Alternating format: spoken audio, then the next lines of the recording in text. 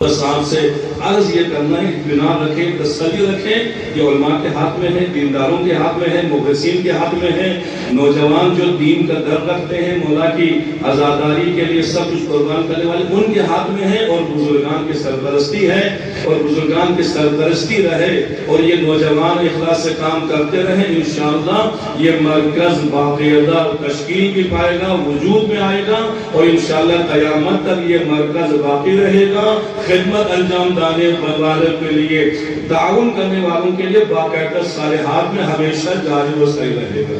صلوات پڑھیں۔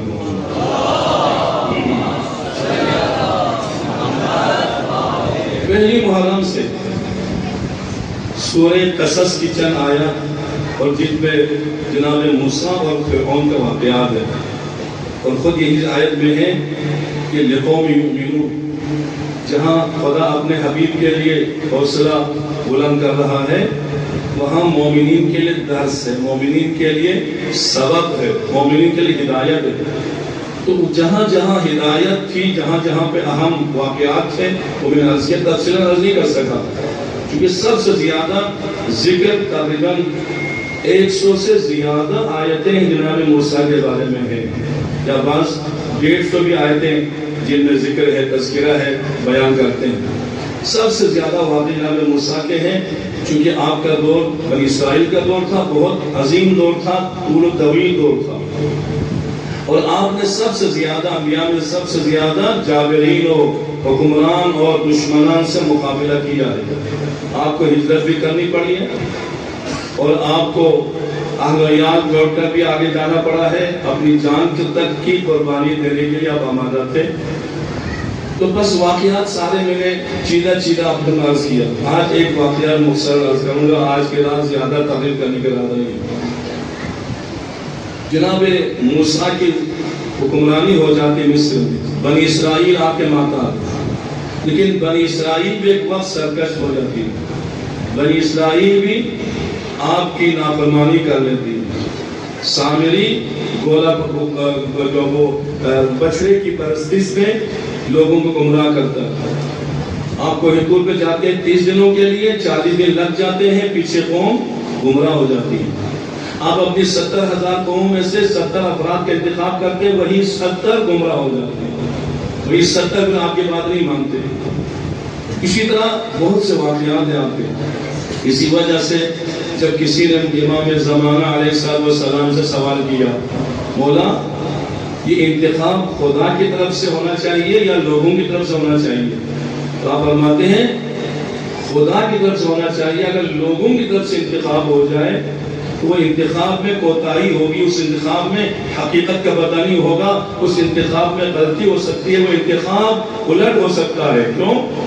عام انسان دلوں کے باتوں کو نہیں جانتا، ظاہر کو دیکھتا ہے، لیکن خدا جس کا انتخاب کرتا ہے، خدا باطن کے مطابق انتخاب کرتا ہے۔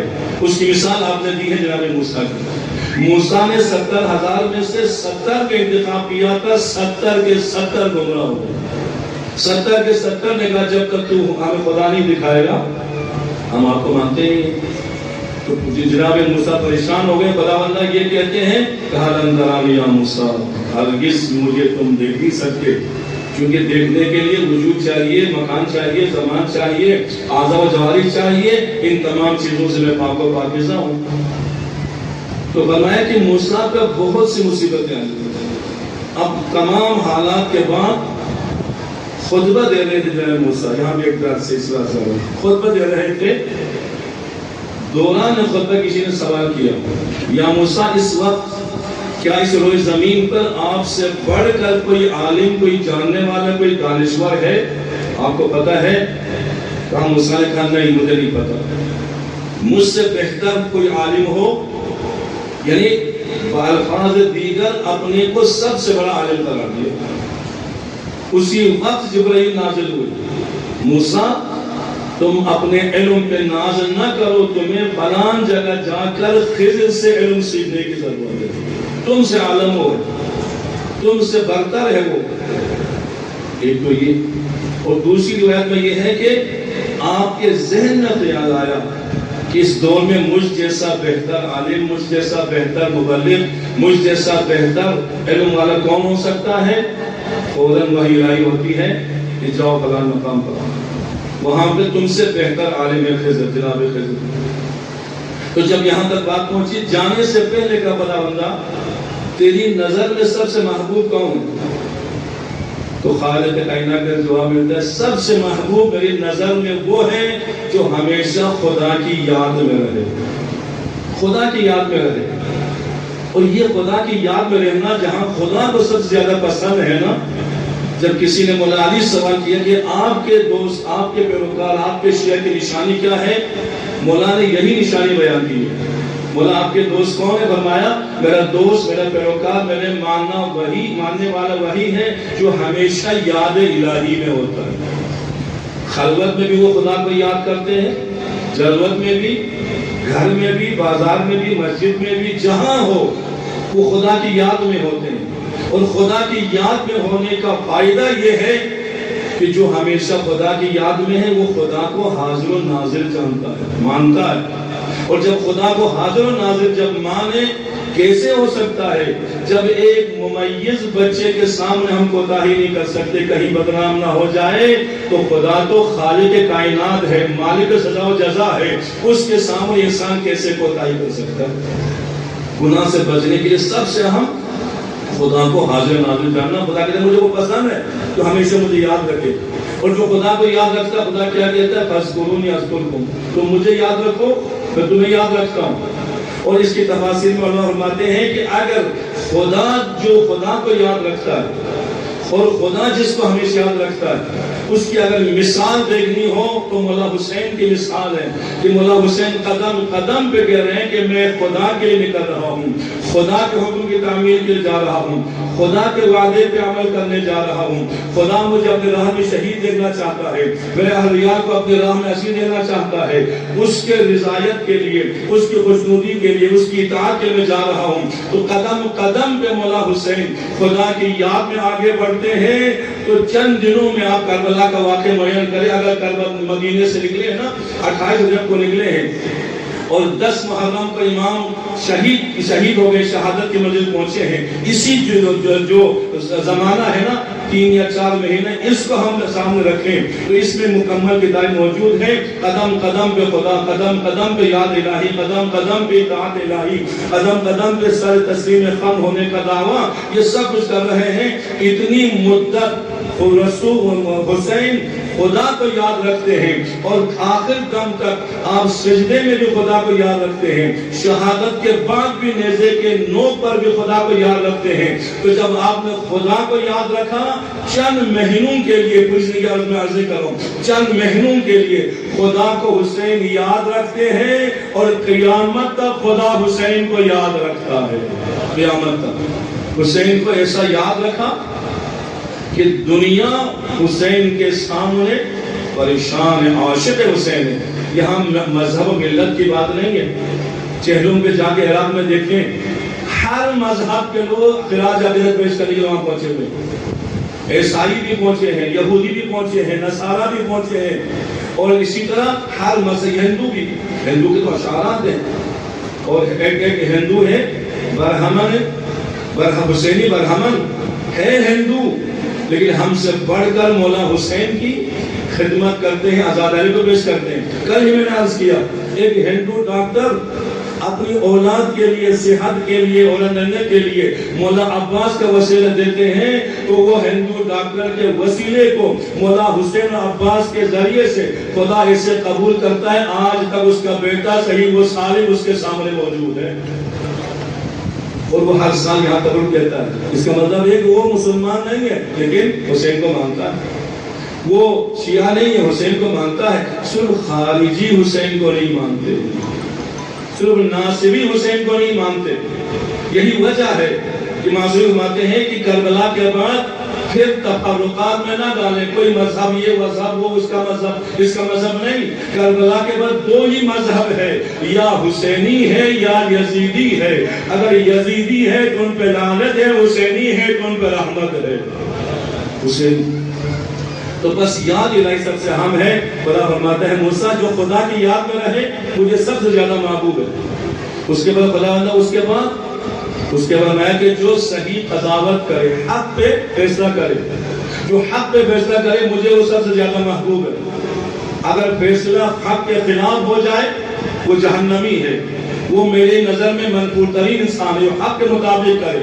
اب خدا موسیٰ سے کہہ رہا ہے جو حق کے مطابق فیصلہ کرے وہی میرے محبوب ہے. اور رسول خدا کیا فرماتے ہیں؟ اس پوری کائنات میں سب سے زیادہ حق پہ فیصلہ کرنے والے علی بن ابی طالب ہے. علی حق کا فیصلہ کرتا ہے، علی کا فیصلہ اٹل ہوتا ہے. دوسروں کے فیصلے کے بعد بھی علی فیصلہ کرتے ہیں اور دوسروں کو کہنا پڑتا ہے علی، اگر علی نہ ہو تو ہم ہلاک ہو جاتے. یہ علی. اور اس کے بعد کہا، اس کے بعد کس سے خدا زیادہ محبت کرتا ہے؟ اور میں اس سے زیادہ محبت کرتا ہے جو خدا کے بندوں سے محبت کرتا ہے. خدا کے بندوں سے. اور اس میں بھی ہم اہل بیت کسی کو دیکھیں کہ وہ خدا کے بندوں سے اپنے سے زیادہ محبت کرتے ہیں. اور جناب سلمان کی تعلیم سے ایک تعریف یہی ہے نا کہ سلمان اپنے اوپر دوسروں کو، غریب غربا کو ترجیح دیتا تھا. خود بھوکا رہتے تھے، غریب غربا کھلاتے تھے. خود پرانا غریب غربا کو نیا پہناتے تھے. تو سوال ہوا چھٹے امام سے یہ خصوصیت کہاں سے ملی جناب سلمان کو؟ مولا فرماتے ہیں یہ خصوصیت اپنے اوپر غریب غربا کو ترجیح دینے کی یہ خصوصیت سلمان کو در زہرا سے حاصل ہوئی. در زہرا سے. مولا علی کے بارے میں کہ آپ یہ نہیں دیکھتے یہ اپنا بھائی ہے، یہ اپنا رشتہ دار ہے، یہ ماننے والا ہے، غیر ماننے والا ہے. نہیں. ایک مطلب یہودی کو آپ نے دیکھا جو بھیک مانگ رہا ہے. کہا یہ کون ہے؟ کہا یہودی تھا. یہ بھیک کیوں مانگتا ہے؟ کہا یہ پہلے جوان تھا تو یہ کام مزدوری، محنت مزدوری کر کے کماتا تھا، اب یہ کام نہیں کر سکتا، یہ بھیک مانگنے لگ جاتا ہے. امام فرماتے خبردار اب یہ بھیک نہیں مانگے گا. جب اس میں طاقت تھی، قوت تھی، جوان تھا، تم نے کام لیا، اب یہ کام نہیں کر سکتا تو یہ بھیک مانگے. نہیں. علی کا فیصلہ یہ ہے، علی غریب غربا سے زندہ سے محبت کرتے. یہودی ہے، آج کے بعد یہ بھیک نہیں مانگے گا، بیت المال سے اس کا خرچہ جائے گا. اللہ بیت المال سے کہا جاتا ہے اب بھیک نہیں مانگتا. اسی وجہ سے علی کی حکومت کو مثالی حکومت قرار دیا. یہ اپن مظاہرے کی رپورٹ ہے، اخبارات میں یہ خبریں آئی ہیں. 3 یا 4 یا 4.5 سال کی جو علی کی حکومت ہے نا، اس قدر غریب پرور، اس قدر مستحقین کی مدد، اس قدر مظلومین کی مدد کہ آپ کی اس مدد کی وجہ سے، غریب غربا کے ساتھ تعاون کی وجہ سے، ان سے محبت کرنے کی وجہ سے 4 سال یا 4.5 سال علی کی حکومت رہتی ہے. ایسی عادلانہ حکومت قائم ہو جاتی ہے کہ علی کی جب تک حکومت رہی نہ کسی نے چوری کی ہے، نہ کوئی بھوکا سویا ہے. سب ابھی کا چون عدالت جہاں پر ہو نا، رحم جہاں پر ہو وہاں پر کوئی بھوکا نہیں سوئے گا. رحم جہاں پر ہو وہاں پہ کوئی غریب نہیں رہے گا. بے رحمانہ زمانہ آ جاتا ہے نا، یہ دور ہم دیکھتے ہیں اتنا بے رحمانہ، سب کچھ مجھے مل جائے، میں ہی اس کا مالک. غریب مرتا ہے تو مرے، غریب بھوکا رہے تو بھوکا رہے. غریب غربا کو اپنے گھر، اپنے اخراجات، اپنے بلوں کی فکر میں ہے. آگے بڑھ کے ظالم کی مخالفت کرنے کی جرات نہیں کر سکتے. کیوں؟ اس قدر دبا کر. یہ فرعون کا کام تھا، فرعون بھی ہی کرتا تھا. موسیٰ فرعون کا جھگڑا کیا تھا؟ جھگڑا اسی بات کا تھا. موسیٰ کہتے تھے کہ لوگ خدا کے بندے ہیں، ان پر رحم کرو، یہ بھیک نہ مانگے، بنی اسرائیل کو ظلم و تشدد کے ذریعے سے قتل نہ کرے، بچوں کو نہ مارے. پھر ان کہتے ہیں نہیں، ان کو دبا کر رکھو، میری حکومت قائم ہو، سارے خزانے میرے لیے ہو، یہ صرف میرے حکم کے تابع ہو، اس کے علاوہ ان کو یہ کام نہیں ہے. یہ فرعونیت ہے. اور یہ فرعونیت جہاں تک چلتی رہے گی. جیسے فرعونیت آگے بڑھی تو میں نے کل عرض کیا طوفان کا بھی عذاب آ جاتا ہے، قحط سالی بھی آ جاتی ہے، اور پانی خون میں بھی تبدیل ہو جاتا ہے. مینڈگوں کا بھی حملہ ہوتا ہے، ٹڈیوں کا بھی حملہ ہوتا ہے، کھڈمر بھی ان پہ حملہ آور ہو جاتے ہیں. تعاون کی بیماری میں 70,000 کے لگ بھگ مر جاتے ہیں. لیکن وہ کہتے ہیں دنیا مرے تو مرے، میری حکومت قائم رہے. یہ فرعون. لیکن اہل بیت کیا کہتے ہیں؟ نہیں، حکومت الہی حکومت ہے، خدا کے بندوں کو قائم و دائم رہنا چاہیے، ان کو احسان، ان کو عدالت ملنی چاہیے، ان کو اپنا حق ملنا چاہیے. تو جناب موسیٰ سے کہا جاؤ، اب خلاصہ یہ چند مراد میں موسیٰ کہاں خداوندہ کو کہاں ملے گا؟ کہا کہ جاؤ مجمع البحرین، جہاں دو دریا آپس میں ملتے وہاں پہ جاؤ، نشانی کیا ہے؟ ایک مچھلی لے جاؤ، جہاں سے مچھلی زندہ ہو کے پانی میں اتر جائے وہیں پہ میرا بندہ موجود ہوگا، اس سے تعلیم سیکھو۔ جناب یوشع بن نون کو بھی ساتھ دیا، آپ کے وسیع چلے چلتے چلتے مجمع البحرین پہنچے، آپ آنے آرام کیا، جناب یوشع بن نون نے دیکھا کہ وہ مچھلی زندہ ہو کے پانی میں گر گئی، لیکن وہ بھول گئے۔ آگے دور تک چلنے کے بعد موسیٰ نے کہا کھانا، کہا وہ مچھلی تو زندہ ہو کے پانی میں چلی گئی۔ اچھا کہاں سے؟ پھر واپس آئے، جب وہاں پہنچے تو جناب خضر سے ان کی ملاقات ہو گئی۔ جناب خضر بھی نبی تھے، خضر ان کا نام نہیں، ان کا نام اولیاتا ہے تاریخ میں۔ خضر اس لیے خضر عربی کا لفظ ہے، خضر خضراں سرسب کو کہتے ہیں۔ یہ آپ کے معجزات میں سے تھا، جہاں آپ خوش ہو کسی شاخ پر یا گھاس پر جہاں بیٹھتے تھے، جب تک آپ اٹھ جاتے تھے وہ جگہ سرسبز و شاداب ہو جاتی تھی، درخت سرسبز و شاداب ہو جاتے تھے، اس میں سے آپ کا نام خضر پڑ گیا، خضر خضرا سے سبزہ۔ تو جب ملاقات ہوئی تو دیکھا چہرے سے نور نبوت چھلک رہا ہے، دیکھتے ہی بس جنا یہی خضر۔ کہا میں آپ سے تعلیم لینے آیا ہوں۔ اچھا تعلیم لینے آئے ہو تو میری بات سن لو، میرے کسی کام میں مداخلت نہ کرنا، اعتراض نہ کرنا، سوال نہ کرنا جب تک میں خود حقائق بیان نہ کروں، وعدہ ہوگا میں صبر کرنا۔ یہ 16واں سپارے کے آخر میں تفصیلات موجود ہے۔ چلے گئے، کشتی میں بیٹھا، کشتی میں سوراخ کیا جناب خضر نے، کہا یہ کیا کر رہے ہیں غریب کے کشتی کو آپ نے خراب کر دیا؟ کہا تم نے وعدہ دلاتی کی، کہاں تک سوال نہیں کرو گے؟ پھر معافی مانگی، پھر صبر کرو، سوال نہیں کروں گا۔ اس کے بعد آگے بڑھے، ایک بچہ کھیل رہا تھا، خوبصورت بچہ، اس کو قتل کیا جناب خضر نے۔ کہا اس بچے کو بے جرم و خطا، کہا یہاں بھی وعدہ خلافی ہو گئی، تم نے پھر سوال کر دیا۔ پھر ایک گاؤں میں پہنچے، وہاں جب پہنچے تو انہوں نے پانی تک نہیں پلایا، وہاں رہنے کی جگہ تو اپنی بات ہے، پانی تک نہیں دیا۔ واپس آئے، ایک بہت بڑی دیوار گرنے والی تھی، کہا اس دیوار کو بناؤ، کیوں؟ یہ ایک یتیم کی جگہ ہے، اس کے نیچے خزانہ۔ وہ دیوار بنائی، وہاں پر اعتراض کر دیا، کہا یہ اس نے ہمیں پانی تک نہیں پلایا، ہم دیوار بنا رہے ہیں۔ اب وہاں میرا موسیٰ کا ھذا فراق بینی و بینک، اب ہمارا راستہ الگ ہو گیا، اب مزید تو میرے ساتھ ہی رہ سکتے۔ وعدہ کیا تھا صبر کرنے کا، اچھا اس طرح کریں، آپ وہ حقائق تو بتائیں، فلسفہ تو بتائیں۔ کہا وہ سوراخ اس لیے کیا تھا، ایک بادشاہ کشتی چھیننے کے لیے آگے بڑھ رہا تھا، ظالم تھا، اس سے بچنے کے لیے، بچانے کے لیے سوراخ کر دیا تاکہ وہ غصب نہ کرے۔ بچے کو اس لیے میں نے قتل کیا، وہ چونکہ تاریخ کے روایت موجود ہے، جناب موسیٰ کا علم ظاہر پہ تھا، جناب خضر کا علم باطن پہ تھا، اور باطن پہ جو حکم ہے نا وہ حاکم اشارہ چلا سکتا ہے۔ اور یہی وجہ ہے کہ جب امام زمانہ تشریف لائیں گے نا، آپ ظاہر کے مطابق عمل نہیں کریں گے، باطن کے مطابق عمل کریں گے۔ رسول خدا سے لے کر آدم سے لے کر رسول خدا سے لے کر امام عسکری تک، ان تمام کا علم ظاہر پر تھا، باطن کی طرف ان کی توجہ نہیں تھی، یا باطن پہ عمل نہیں کرتے تھے۔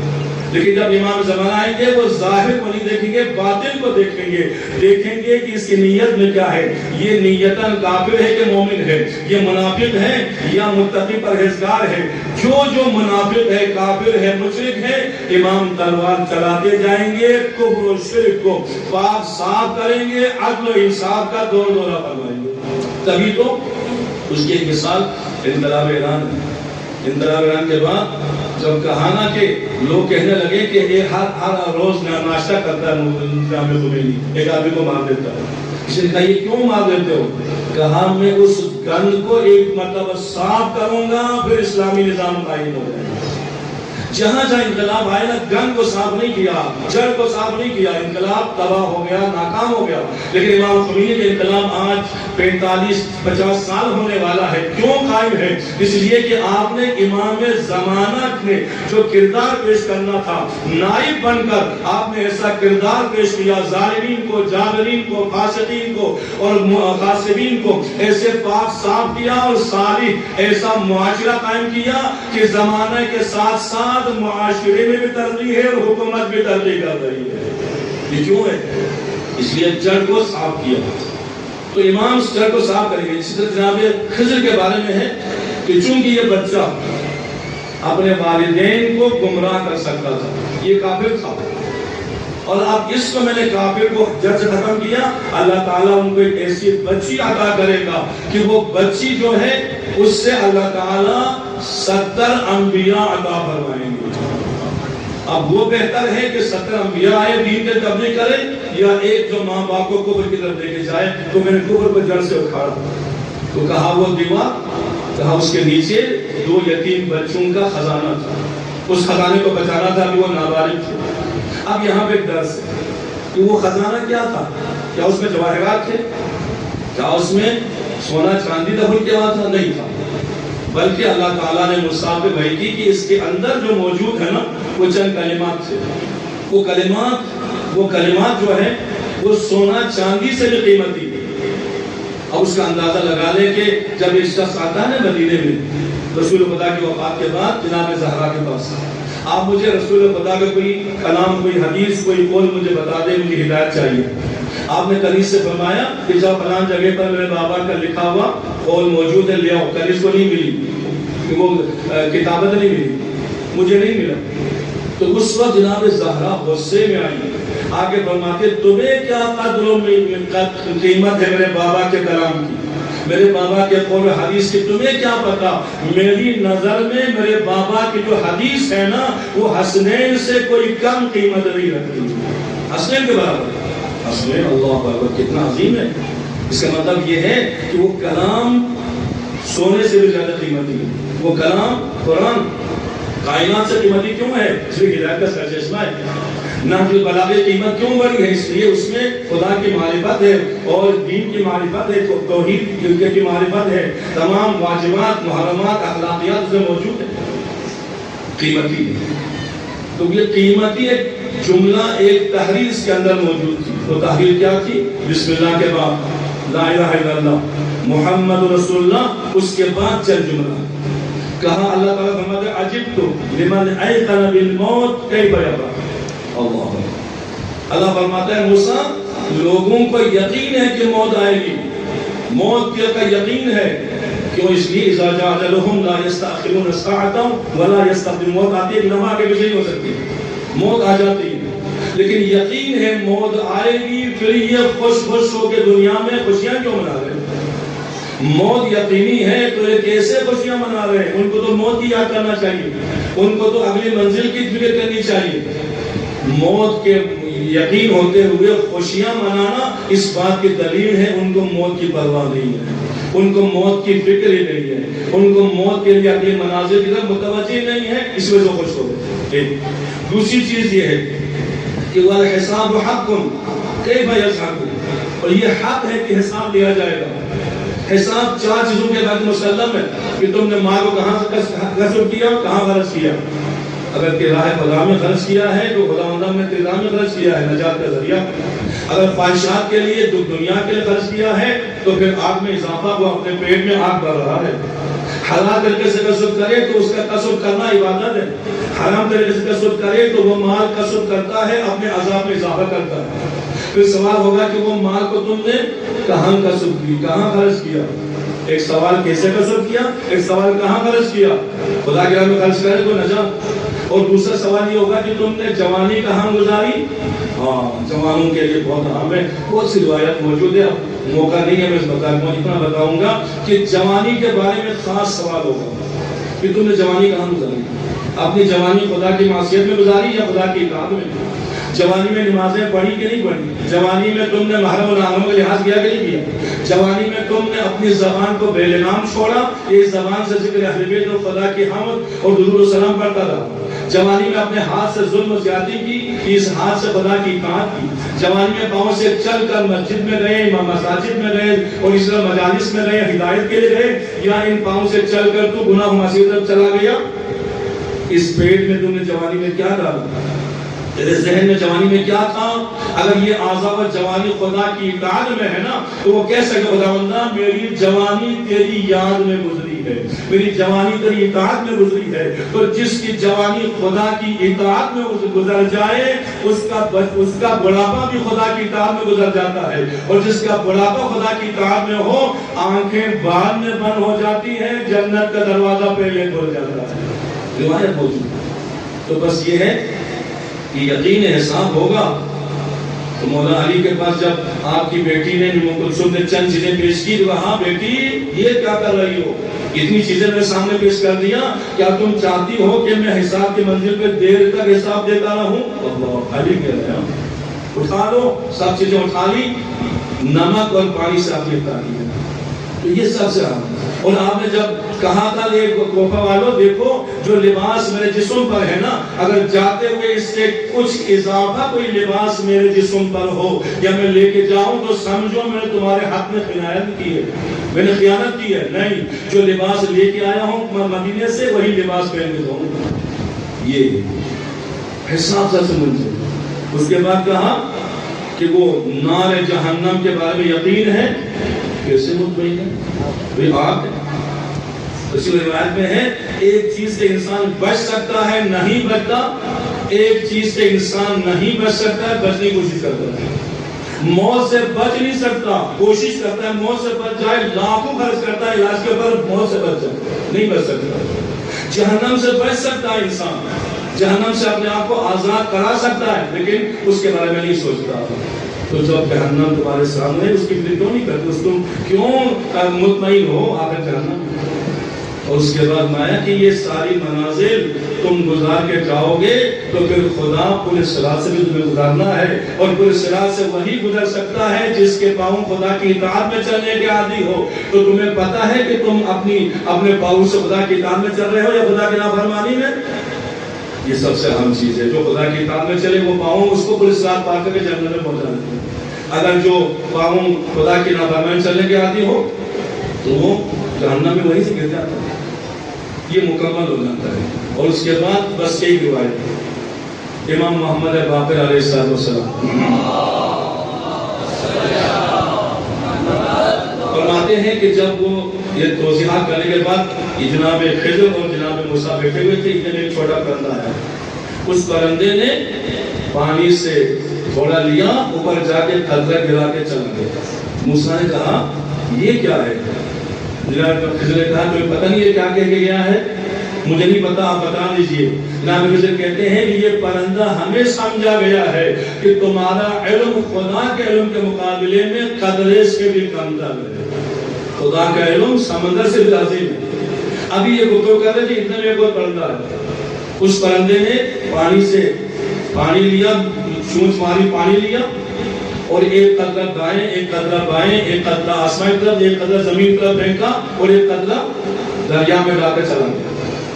اب موسیٰ خضر کو دیکھ رہے ہیں, خضر موسیٰ کو دیکھ رہے ہیں. اب یہ پرندہ ہمیں کیا بتا گیا؟ اتنے جبرائیل نازل ہوئے یا کوئی فرشتہ آیا, کہا اس پرندے نے تمہیں بہت سارا علم سکھا دیا ہے. وہ کیا ہے؟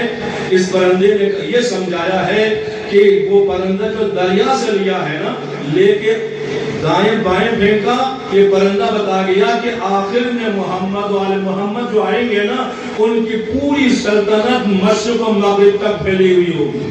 یہ سمجھا گیا. دوسرا, آسمان کی طرف جو اس نے پھینکا ہے, کہتا ہے اس کا مقام اتنا بلند ہے کہ وہ تمام انبیاء اپنی اپنی منزل پر اور وہ آخری نبی معراج پہ فائز ہو جائیں گے, سب سے بلند ہوں گے. اور اس کے بعد زمین پہ جو اس سے قطرہ پھینکا بتا گیا جس کا مقام معراج ہے, آخر کار اس زمین میں دفن ہو جائے گا.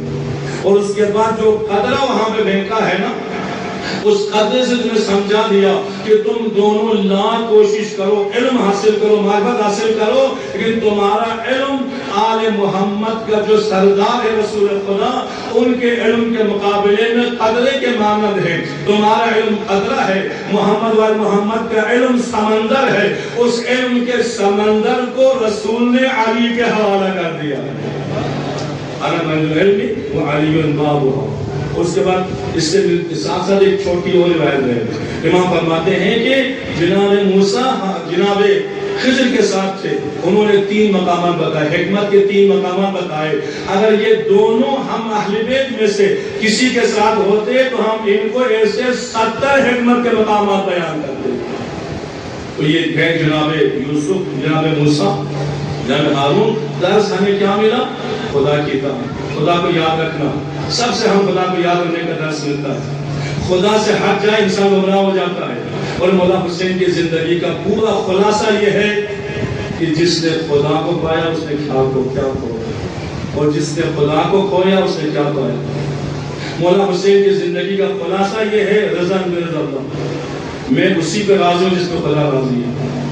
مولا حسین کی زندگی کا خلاصہ یہ ہے، وہ مطیع علی امر مولا، امر مولا مرے مولا، خدا کی اطاعت میں نہیں گزارنا، سر تسلیم میں خام ہوں۔ اور اس کے بعد آخر میں یہ جملہ فرما کے آپ منزل شہادت پہ پہنچے ہیں، وَأَيْتَمْتُ الْعِيَالَ لِكَيْ أَرَاكَ، خداوندہ میں اپنے بچوں کو اس لیے یتیم کر رہا ہوں تاکہ میں تجھے پالوں۔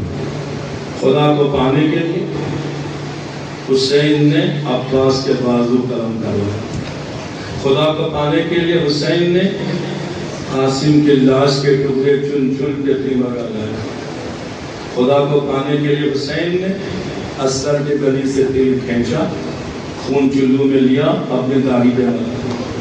خدا کی رضایت کے لیے جوان بیٹے اکبر کے سینے سے برچی کا پھل نکالا۔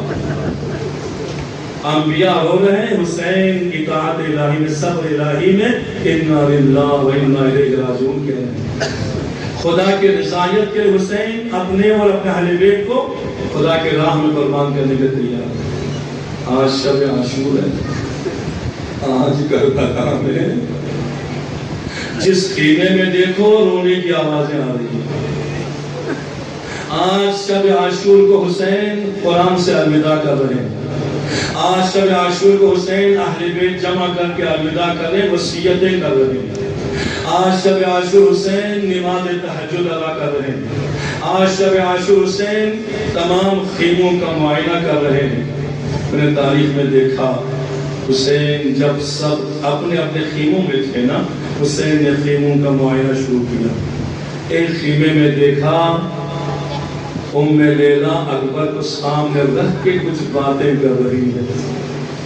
حسین نے کیا دیکھا؟ ام لیلا اکبر سے کہہ رہے بیٹا کل تم نے میری عزت رکھی ہے، مجھے سرخرو کرنا ہے، تم ہی تو میری طرف سے قربانی ہے جو حسین پہ دین پہ قربان کروں۔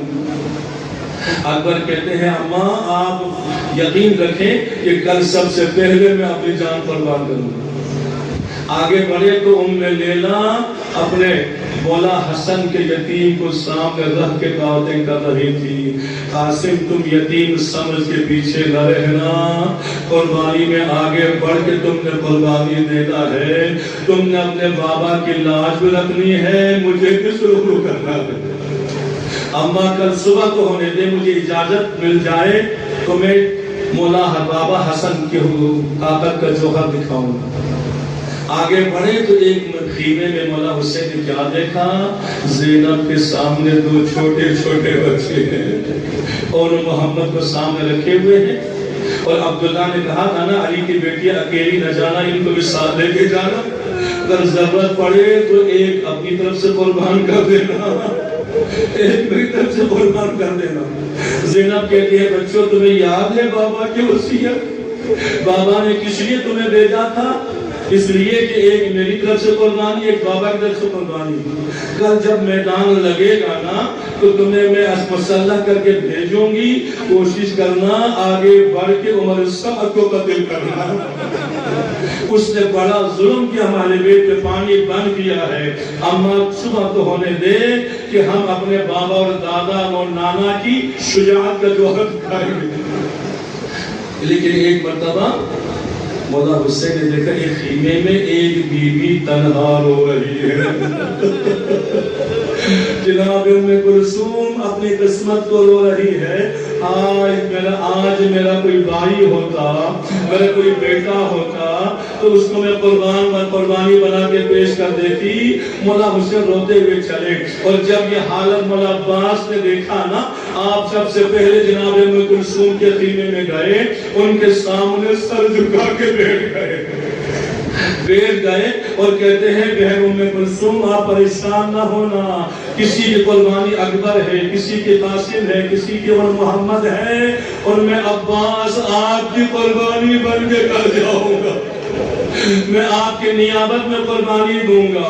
جناب ام کلثوم نے اپنی قربانی بنا لی۔ یہی وجہ تھی نا کہ کربلا سے لے کے کوفہ لے کے شام سے لے کر زندان شام، آزادی کے بعد جہاں جہاں روتی تھی مولا عباس کو روتی تھی، عباس میری قربانی ہے۔ جب سے اسیری سے آزادی ملی نا، جب شہداء کے سر آئے، ہر ایک نے اپنے اپنے وارث کا سر لیا، ام کلثوم نے آگے بڑھ کے عباس کا سر سینے سے لگا لیا، یہ میری قربانی کا سر ہے، میں اب اس پہ قربان ہو جاؤں۔ کربلا میں پہنچے، ہر کوئی اپنے اپنے وارثی طور پہ جاتی ہے، لیکن ام کلثوم عباس کی قبر ڈھونڈ رہی ہے، میری قربانی کی قبر کہاں؟ اللہ شب عاشور گزر گئی، مختصراً شب عاشور گزر گئی، اب صبح عاشور آئی۔ صبح عاشور جب آئی نا، امام کہتے اکبر آزان دو۔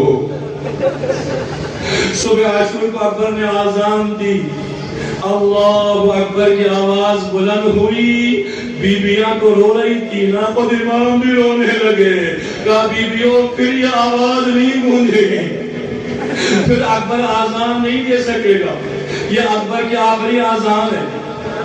اور ایک رات کو ایک واقعہ ایسا ہوا تھا کہ مولا جناب زینب نے دیکھا، جناب سکینہ نے کہا، جب مولا حسین نے کہا جس نے جانا ہو چلے جاؤ، چراغ گل کر دیا، کچھ لوگ تالی کہتی ہے جانے لگے، جناب سکینہ نے کہا بھائی اماں لوگ بابا کو چھوڑ کے جا رہے ہیں، تو جناب زینب پریشان ہو گئی، فضا میرے بھائی حسین کو بلاؤ۔ مولا حسین آئے نا، کہا کہ مولا میں سنتی ہوں کہ لوگ آپ کو چھوڑ کے جا رہے ہیں، ہاں بہن جنہوں نے جانا تھا وہ چلے گئے، جنہوں نے میرے ساتھ دینا ہے وہ موجود ہے۔ وہاں زینب نے جملہ کہا، بھیا کیا ان پہ بھی یقین و اعتماد ہے؟ یہ جملہ جب حبیب مظاہر نے سنا، اصحاب کہاں بیٹھے ہو؟ علی کی بیٹی رو رہی ہے، علی کی بیٹی ہمارے جذبے پر، ہمارے پر اطمینان کا یہ یقین چاہتی ہے۔ سب تلوار لے کے آگے جناب زینب کے خیمے کے پاس، کہا علی کی بیٹی اور آپ کو ہماری وفا پہ یقین نہیں آتا، حکم کر دے ہم اپنی تلوار سے اپنی گردن کاٹنا شروع کر دیں گے۔ جناب زینب نے دعا دی، جن کو زینب کی دعا ملی ہو ان کا مقام اتنا بلند۔ صبح عاشور، صبح سے جنگ شروع ہوئی، ظہر تک 30 سے 35 اصحاب شہید ہو گئے۔ وہاں سے 2 صحابی آئے امام کی طرف، جیسے صبح ہو رہا تھا، ان میں سے ایک نے کہا مولا میری تمنا ہے، کیا ہے؟ کہا میں آخری نماز آپ کی ابتدا میں پڑھ کے رسول اللہ کے پاس جاؤں، آپ کی ابتدا میں جماعت کے ساتھ نماز پڑھوں۔ ایک مرتبہ امام نے دیکھا تجھے خدا نمازیوں میں قرار دے، اول وقت ہو چکا تھا، امام نے قرآدانی نماز جماعت قائم کی، اور جماعت قائم ہوئی نا، 2 صحابی آگے بڑھ کے عبادت کرنا شروع کر دیتے ہیں۔ ایک کا نام سعید ہے، اور تاریخ کہتے ہیں سعید کے جسم پہ اتنے تیر لگتے ہیں، جب تک نماز مکمل ہوتی ہے نا 70 تیر اس کے جسم میں پیوست ہو چکے ہیں۔ اب جب نماز ختم ہوئی، وہ کہتا مولا اجازت دے مجھے گرنے کی، اب جب وہ گرا امام نے اس کا سر زانوں پہ رکھا تو کتنا خوش نصیب ہے تو نے جماعت کی حفاظت کی. تو اس نے کہا مولا میں اپنے اطراف میں کچھ نورانی ہستیوں کو دیکھ رہا ہوں. کہا کون ہے؟ کہا کہ سرانے کی طرف ہے. کہا وہ میرا نانا رسول خدا تجھے لینے آئے ہیں. ایک دائیں طرف ہے کہا میرا مولا میرا بابا علی مرتضیٰ ہے. ایک بائیں طرف ہے وہ میرا بھائی حسن ہے. اس کے بعد کہا مولا ایک برقدار بی بی بھی رو رہی ہے. ایک برقدار بی بی کو دیکھ رہا ہوں. امام نے کہا ذرا ادب سے پیش آنا. وہ میری ماں زہرا تیرے استقبال کے لیے. جنگ شروع ہو گئی. ایک ایک کر کے سب شہید ہو گئے. آخری وداع کے حسین آئے.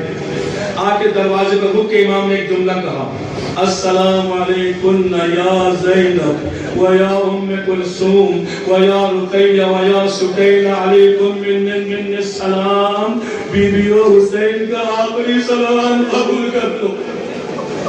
خیمے میں داخل ہوئے. بہن زینب وہ لباس جو ماں نے اپنے ہاتھ سے دھو کے رکھے ہیں نا وہ لباس لے آؤ. وہ لباس لے کے آئی جناب زینب. اس لباس کو زیب تن کیا. ان میں سے ایک قمیص کو جگہ جگہ سے تار تار کرنا شروع کیا. بھیا یہ لباس تار تار کیوں کر رہے ہو؟ کہا بہن زینب میری شہادت کے بعد یہ ظالم میرے کپڑے بھی لوٹ کے لے جائیں گے. شاید یہ پرانا سمجھ کے چھوڑ جائے. زینب روتے روتے آگے بڑھی.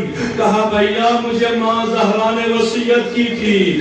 زینب تم حسین کے بھائی ہیں نہیں بلکہ حسین کی بہن ہی نہیں حسین کی ماں بھی ہو. ایک وقت آئے گا تم نے ماں بن کے کردار ادا کرنا ہے. اما وہ کب آئے گا؟ کہا زینب جب حسین پرانا لباس مانگے تار تار کر کے پہن لے تو ماں بن کے تم نے حسین کو رخصت کرنا ہے. آگے بڑھی. کہا اپنی ابا ہٹا دے. ابا ہٹی. زینب نے آگے بڑھ کے حسین کے گلے کو چومنا شروع کیا. بہن میرا گلا کیوں چوم رہی ہو؟ کہا میری ماں نے کہا تھا ایک وقت آئے گا اسی کے گلے پہ شمر کا خنجر چلے گا. میری نیابت میں حسین کا گلے کا بوسہ لینا. میں ماں کی وصیت پہ عمل کر رہی ہوں. ایک مرتبہ امام نے کہا اچھا تم نے ماں کی وصیت پہ عمل کیا ہے نا؟ مجھے بابا علی کی وصیت یاد آ گئی. اپنی چادر ہٹا دو. زینب نے چادر ہٹائی. امام نے زینب کے شانوں کو چومنا شروع کیا. مولا میرے شانے کیوں چوم رہے ہو؟ کہا میری شہادت کے بعد آپ کے شانوں پہ غسل کریں گے تو وہ شام کے بازاروں میں درباروں میں پھرایا جائے گا. عجب اللہ. بس خدمت کے تیار ہے. چند جملہ. مولا حسین خیمے سے نکلے. جب خیمے سے نکلے راوی کہتا میں دیکھ رہا تھا خیمے کا پردہ کبھی اٹھتا ہے کبھی گرتا ہے. 70 مرتبہ روایات میں ہے خیمے کا پردہ اٹھا پھر گرا. میں نے کہا یہ کیا ہو رہا ہے؟ کہا حسین آخری ودا کے آئے ہیں. بیویاں دامنگیر ہو رہی ہے. کوئی بی بی کہتی ہے بابا ہمیں کس پہ چھوڑ کے جا رہے ہو؟ کوئی بی بی کہتی ہے بھائی ہمیں کس کے حوالے کر کے جا رہے ہو؟ کوئی کہتی ہے جنان ہم کس کے حوالے کر کے جا رہے ہو؟ آخر وہ کہتا ہے جب میں نے دیکھا مولا حسین خیمے سے باہر نکلے ایسے لگا جیسے کسی بڑے گھر سے کوئی جنازہ نکل رہا ہو. تمام بیویاں واہ حسینہ کی آوازیں بلند کر رہی ہے. سکینہ بابا بابا کہہ کے رو رہی ہے. امام گھوڑے کے پاس پہنچے. راوی کہتا ہے جب گھوڑے کے پاس پہنچے امام رک گئے. کبھی دائیں دیکھتے ہیں کبھی بائیں دیکھتے ہیں. دائیں بائیں دیکھنا شروع کیا نا. میں نے کہا یہ حسین کس کو ڈھونڈ رہے ہیں؟ وہ کہتا تمہیں پتا ہونا چاہیے حسین جب بھی گھوڑے پہ سوار ہونا چاہتے تھے عباس آگے بڑھ کے رکابوں کو تھامتے تھے اور اکبر آگے بڑھ کے لگام پکڑتے تھے. اپنے بابا اور بھائی کو سوار کراتے تھے. اپنا عباس ہے نہ اکبر ہے. شاید عباس و اکبر کو ڈھونڈ رہے ہیں. کتنے بھی امام کی آواز بلند ہوئی اے میرے بھائی عباس. روک دو. اے میرے بھائی عباس آؤ اپنے بھائی کو سوار کراؤ. اے میرے بیٹا کڑیا جوان وہیں پہ روک دو میں اشارہ کروں گا. اے میرے کڑیا جوان بیٹا آؤ اپنے غریب بابا کو سوار کراؤ. ایک مرتبہ وہ کہتا میں نے دیکھا ایک برقدار بی بی خیمے سے نکلی. آگے بڑھ کے کہتے حسین اگر عباس نہیں تو عباس کی بہن زندہ ہے. آپ نے مدینے میں سوار کرایا تھا اب میں آپ کو کربلا میں سوار کراؤں. میری ماں زہرا سے کہنا تھا دو جملہ. میری ماں زہرا سے کہنا अम्मा मुझे ट्रेन में सवार करके देखते हुए जुलना को भी देखते रहे, मसाई भी सुनते रहे, नक्शा सामने लाए। जब हम देख के दूर से इतने जमाने के बाद हमें सब्र नहीं होता, तो ज़ैनब का सब्र कितना बड़ा होगा, सकीना का सब्र कितना बड़ा होगा। अब वो जुलजना आता है, गाली जीन लेकर ले आए तो ले आओ। सकीना आगे बढ़ी, जुलजना मेरा बाबा कहाँ छोड़ आए हो। ज़ैनब आगे बढ़ी, जुलजना मेरे भाई, हाय हुसैन, मातम हुसैन, या हुसैन, या हुसैन, या हुसैन, या हुसैन, या हुसैन, या हुसैन, या हुसैन, या हुसैन, या हुसैन, या हुसैन, अंदार मेरा, इंशाअल्लाह हुसैन अंदार मेरा, Mustafa Zainab कुबरा,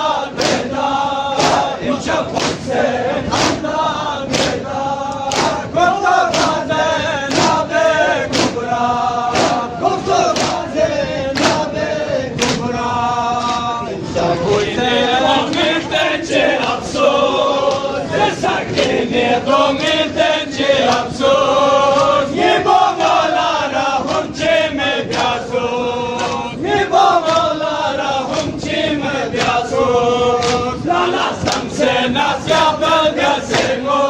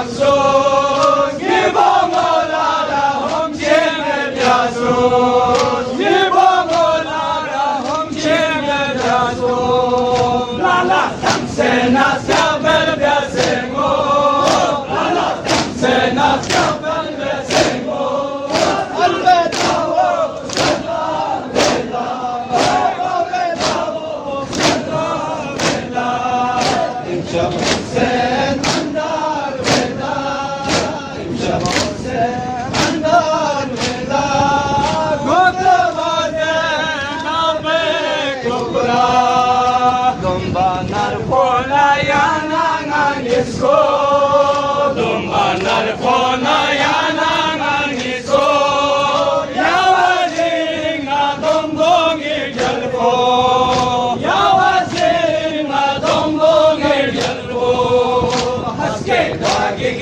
yaris kalnangi po haske daging yaris kalnangi po alveda salal veda alveda salal veda imshab hussein andar veda imshab hussein andar veda goftabaze name kubra goftabaze name kubra Husseini ka sar kun ko sena Shah Husseini ka sar kun ko sena Ale betha matam se musena Ale betha matam se musena Rardung enzet Husseina Husseina Rardung enzet Husseina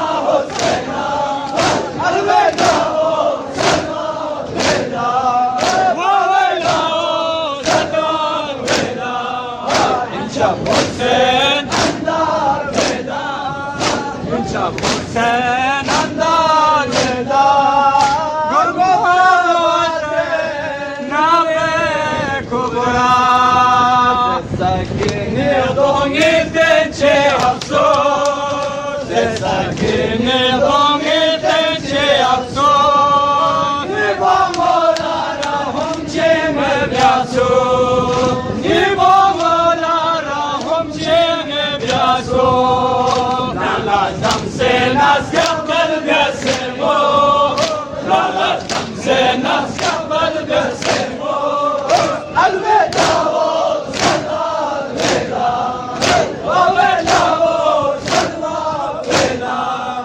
İmşab Hussein andar veda İmşab Hussein andar veda Kurtuluşa name kubra Tumbanar polayana nanisko Tumbanar polayana nanisko Yavazinga dombongi gelbo Yavazinga dombongi gelbo Haske vagig yaris kalnangi po Haske vagig yaris kalnangi po Alveda o salam veda Waveda o salam veda İnşab Hussein andar veda İnşab Hussein andar veda Kubra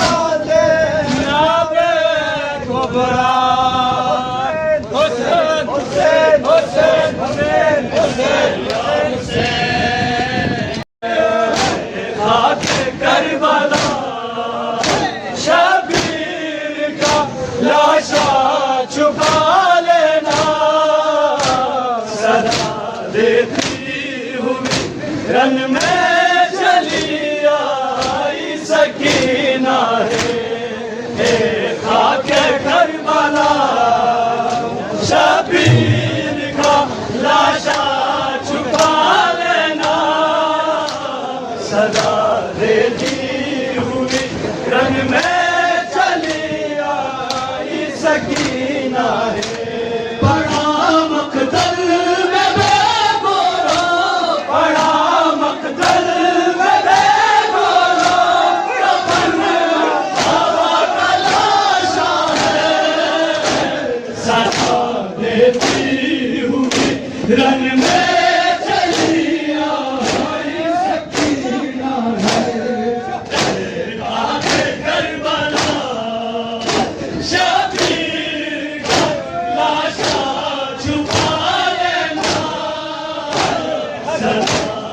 چلی ہوئی رن میں چلی آئی سکینہ ہے وہاں کے کربلا شفیع کا لاشا چھپا لینا صدا دیتی ہوئی رن میں چلی آئی سکینہ ہے